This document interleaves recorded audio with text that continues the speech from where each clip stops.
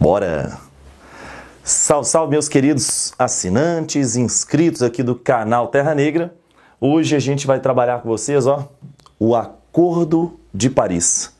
Esse que é, com certeza, o principal encontro ambiental internacional do século XXI. Foi assinado no dia 12 de dezembro de 2015 e o seu objetivo fundamental, o objetivo da Conferência das Partes de número 21, seria a criação do Fundo Verde e revisarmos o Protocolo de Kyoto. Vamos primeiro entender a seguinte situação. O porquê que a Conferência das Partes ganhou tanta expressão assim. Depois de 21 Conferências das Partes, finalmente parece que nós acertamos em uma.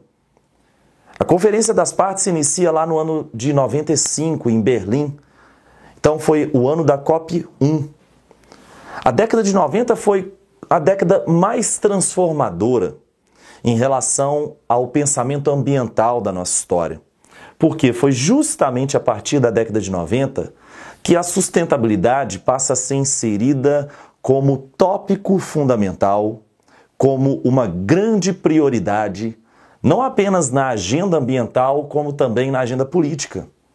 Pois é, a partir da década de 90, a agenda ambiental se funde com a agenda política dos países.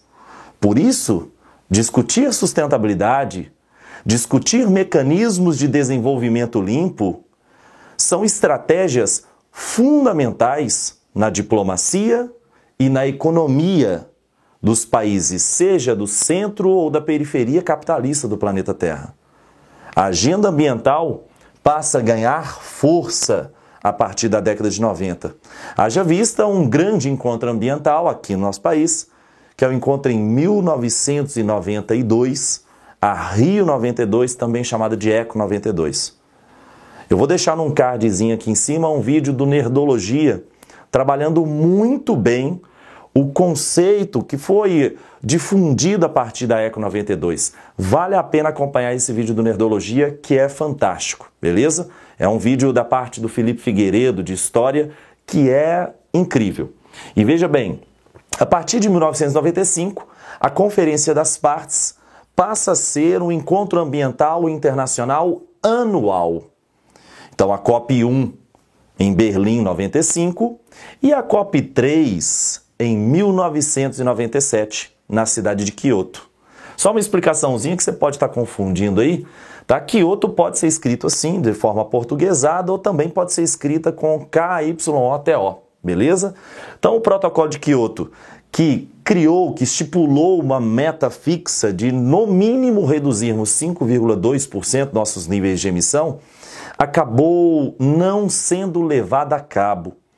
O Protocolo de Kyoto tem uma série de problemas que um dia mais para frente a gente pode até trabalhar num vídeo específico para ele sobre o mercado de créditos de carbono. Só que como a partir do século XXI se observa a necessidade de revisitarmos o Protocolo de Kyoto, em 2012 era para termos revisto oficialmente o Protocolo de Kyoto, a gente acabou protelando muito essa revisão. O Protocolo de Kyoto tem problemas muito importantes que devem ser trabalhados aqui previamente.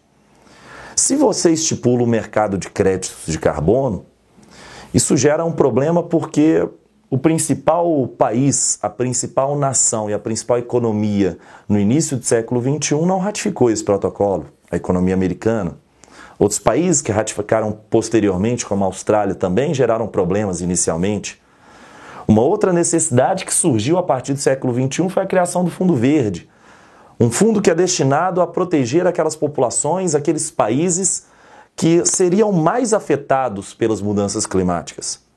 Só que aí surge um grande problema na criação desse tipo de fundo, desse tipo de investimento, uma poupança internacional. Quem tem que pagar mais? A partir do século XXI, a periferia capitalista, como os países da periferia dinâmica, Brasil, Rússia, Índia, China, África do Sul, Paquistão, Nigéria, Afeganistão e por aí vai, acabam assumindo como nações industrializadas, como nações de grande porte de emissão de CO2. Recentemente a China até ultrapassou a emissão de CO2 quando comparada aos Estados Unidos.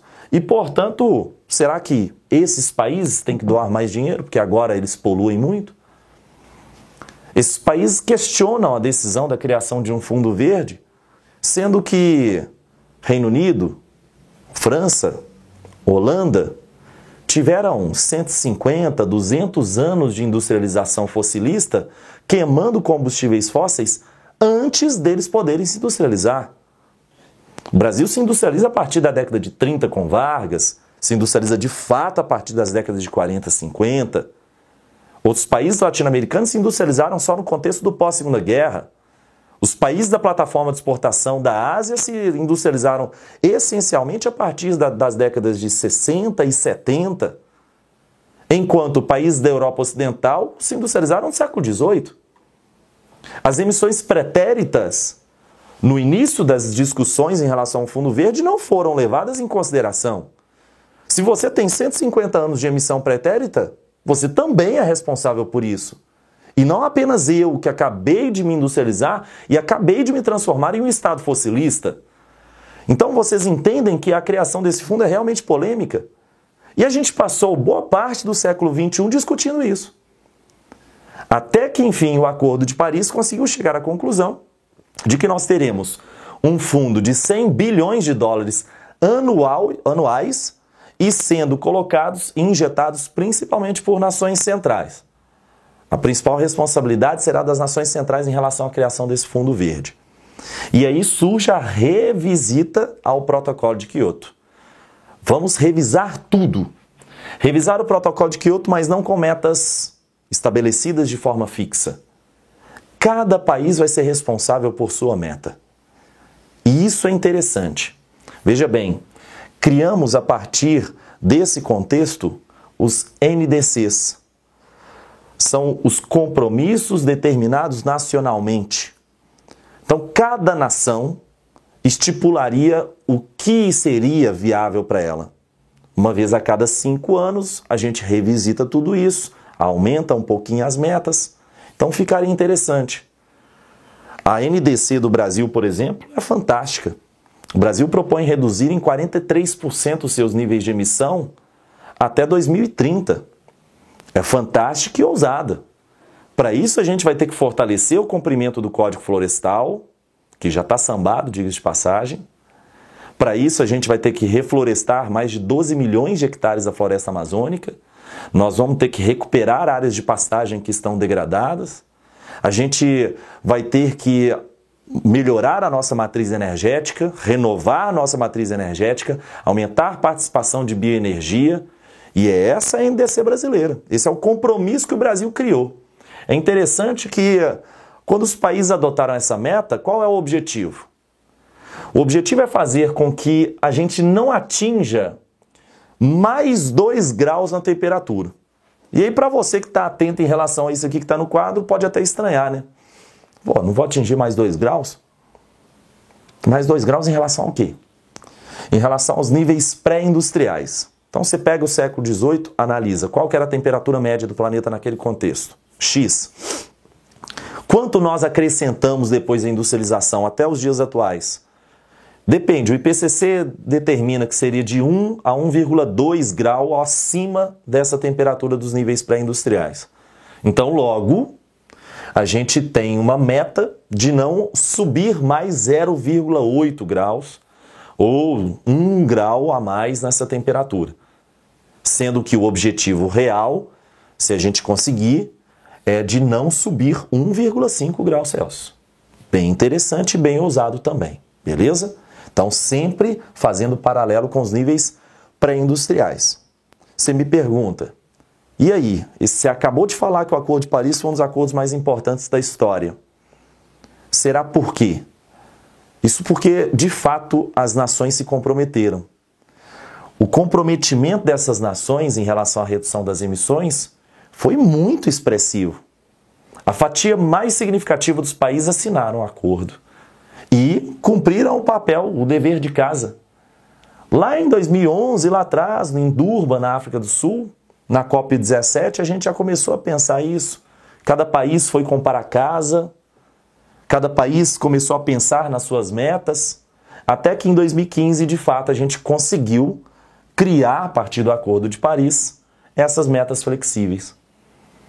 Poucos países não aderiram. Eu coloquei aqui 3 exemplos. A Síria, por motivos óbvios, né? O Bashar al-Assad não vai parar a guerra do nada, não vai virar para o al-Baghdadi, que é o califa do Estado Islâmico, e falar para ele interromper, fazer um cessar-fogo temporário, porque precisa ir para Paris, falando que vai trazer escargot de volta, não vai. Então a Síria em guerra civil, uma guerra civil muito triste, que inclusive, se você acessar o card que está aqui em cima, já temos vídeos, tanto da plataforma quanto do Terra Negra, sobre a guerra civil síria. Eles não iriam interromper sua guerra. Isso é porque é na Síria, e a guerra está muito pesada. Só que outros países que vivenciam um contexto de guerra civil aderiram ao Acordo de Paris. Veja bem, teve país, que foi a Coreia do Norte, que mesmo estando completamente afastada de tudo, a Coreia do Norte aderiu também. Então, outro país, o Vaticano. O Vaticano, principalmente porque a Santa Sé não está dentro, não é membro de Convenção das Nações Unidas sobre questões climáticas, mas isso é mais por questão burocrática, não por posicionamento da igreja em si. Tá? E a Nicarágua, por ela não acreditar, por ter uma postura mais fatalista. Ela não acredita que as mudanças climáticas serão resolvidas por esse problema aqui, por esse acordo aqui, jamais. Então, em função disso, ok, não aderiu. A boa notícia para você, que eventualmente seja muito preocupado com a não adesão da Nicarágua, é que se a cidade de Belo Horizonte, ou a cidade de Belém, ou a cidade do Rio de Janeiro não aderir, vai ser mais significativo do que o estado da Nicarágua. Então, não precisamos preocupar muito com ela, não. A preocupação está nos países que saíram, e mais especificamente no país que saiu, que foi Estados Unidos. E aí eu até coloquei Trump aqui escrito de alaranjado, até porque ele é alaranjado, ele é um problema, um umpa-lumpa danado. E eu tracei para vocês aqui a principal postura em relação ao Acordo de Paris que Estados Unidos passa a adotar quando Trump chega ao poder. Trump adota uma postura isolacionista em relação às questões ambientais. Principalmente porque, como eu tracei aqui o viés ambiental, principalmente porque, de acordo com ele citou isso no seu pronunciamento de saída, as influências antrópicas nas mudanças climáticas, ele até citou assim, desse jeito, são tiny, tiny, tiny. São muito pequenas e por isso não faz sentido que Estados Unidos entre no Acordo de Paris e a proposta não foi do Trump, foi do Obama, logo eu posso sair sim, porque não fui eu que firmei esse compromisso. Se isola em relação ao que a maior parcela da comunidade científica do planeta acredita, que seria no aquecimento global antropogênico, e adota uma postura extremamente nacionalista. Tá? Veja bem, eu não estou colocando o nacionalista como um juízo bom ou juízo ruim de valor. Ele se assume como tal, tá? Principalmente valorizando a sua produção fossilista do gás de xisto. O gás de xisto, inclusive, o Juninho já trabalhou uma aula aqui com vocês sobre o termo xisto betuminoso, o folhêlio betuminoso, uma série de derivados de petróleo que são explorados a partir desses reservatórios do folhêlio betuminoso, e até a própria exploração de gás de xisto, para aqueles que se preocuparam muito com as questões ambientais, pode reduzir os níveis de emissão de CO2, uma vez que o carvão mineral vai reduzir a sua participação na matriz energética. O gás natural e o gás de xisto são menos poluentes quando comparado ao carvão mineral em relação à emissão de CO2. Então, isso seria interessante.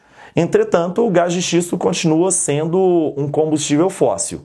E, portanto, ele se isola do pensamento científico internacional ao valorizar mais ainda o gás de xisto, além das repercussões econômicas para a geopolítica do petróleo. E aí o professor João Marcelo já trabalhou com vocês também uma aula sobre a Venezuela e as suas repercussões em relação a isso aqui. Um outro detalhe, se Estados Unidos sai do acordo, a China ganha protagonismo internacional. Então, o Xi Jinping já vai se alinhar diretamente com a Europa Ocidental. Então, a proposta é que a China entre em acordo, principalmente no tocante às mudanças climáticas, com a União Europeia, o que traça novamente o caráter isolacionista da saída do Trump do Acordo de Paris. Beleza? Então fica essa importante dica, o Acordo de Paris é fundamental, vai ser levado a cabo e mais para frente retornaremos com uma aula sobre as repercussões desse Acordo de Paris e da saída do Trump nas multinacionais. E tem muita coisa legal para falar.